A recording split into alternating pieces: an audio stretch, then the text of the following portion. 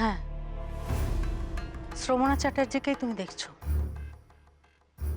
তবে আমি তোমার সেই শ্রমণা নই যে দিনের পর দিন তোমার অত্যাচার মুখ বুজে সহ্য করে গেছে।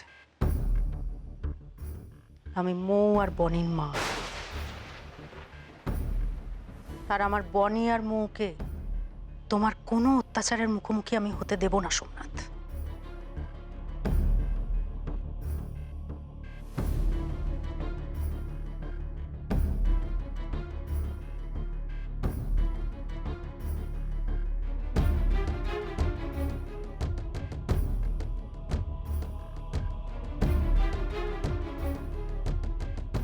মা, অমিনু, বলছি মরা মানুষ ফিরে এসেছে, ভূত টুত নয় তো? দিদি,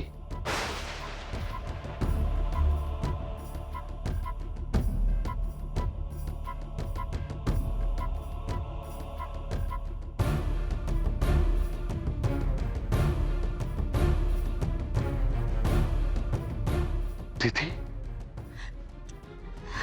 কেমন আছিস ফেরেন্দ্র?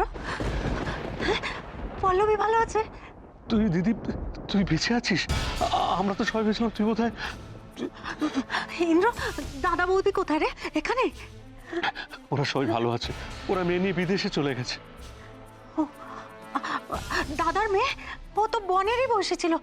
হ্যাঁ রে, দাদার মেয়েটা কি দাদার মতো কি দেখতে আছে? তুই কি রে, তুই সবার ব্যাপারে খবর নিচ্ছিস, অথচ তুই বেঁচে থেকেও আমার থেকে লুকিয়েছিলি কেন দিদি?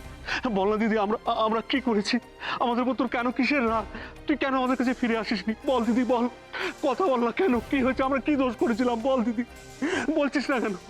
বল না, আমরা কি করেছি দিদি? ভাই, নতুন বইয়ের মা বেঁচে আছে সে কথা কোনোদিন কাউকে জানায়নি কেন? কার ওপর এত অভিমান যে নিজেকে সবার চোখে মৃত্যু করে রেখেছে? মিস্টার সোমনাথ চ্যাটার্জি,